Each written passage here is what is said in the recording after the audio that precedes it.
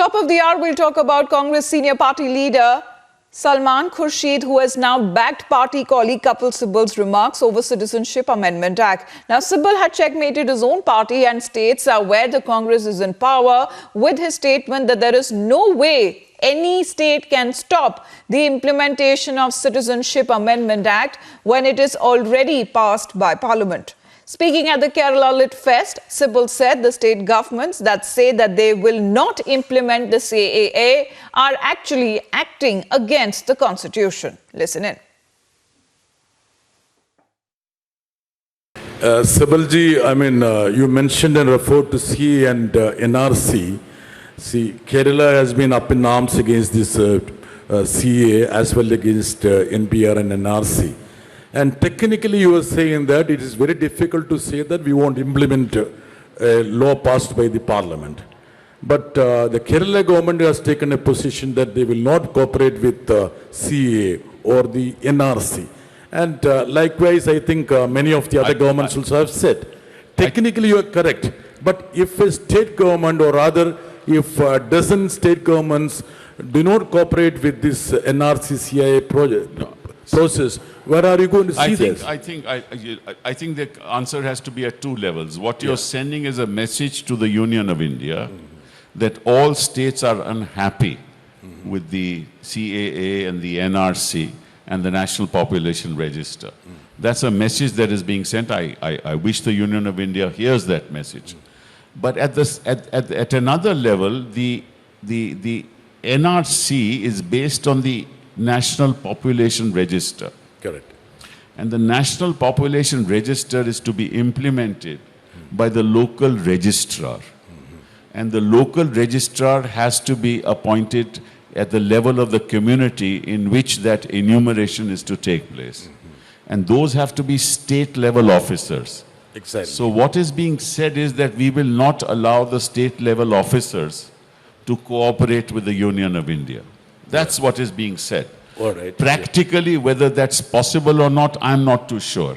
Okay, it's a gray area. It's a gray area. But constitutionally, it will be difficult for any state government to say that I will not follow a law passed by Parliament.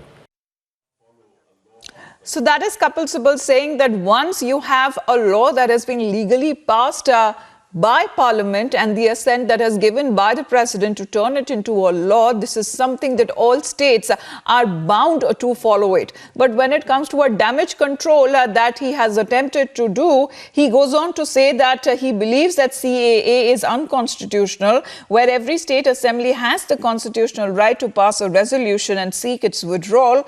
When and if a law is declared to be constitutional by the Supreme Court, then it will be problematic to oppose it. The fight must go on. So admitting the fact when it comes to Kerala, then after Punjab, fighting over the resolution and also accepting the fact that they will not allow CAA in their respective state, this is something that will be against the Constitution, and that has been admitted by Kapil Sibal, also talking about Salman Khurshid, the very senior party leader and a former union minister. He too has backed Kapil Sibal's statement. Listen in. I think that you need to discuss this at a greater length, because short single sentence bites can give you the wrong impression. As far as I understand, our position is that the constitutional position of CAA is doubtful, but it's something that is before courts, and the Supreme Court has to finally pronounce on it. So it's, if you like, from our point of view, doubtful and unlawful and unconstitutional, but it's there on the statute books. And if the Supreme Court does not interfere, then it will remain on the statute books. Now, if something is on the statute book, then everyone has to obviously obey the law. And if you don't obey the law, then there are consequences. Now, this is a matter where state governments have a very serious difference of opinion with the central government as far as this law is concerned. So they would all obviously await the final pronouncement made by the Supreme Court. Till then, just as the government says this is entirely legal, they will continue to say, no, we do not believe that this is legal. But ultimately, it's the Supreme Court that will decide.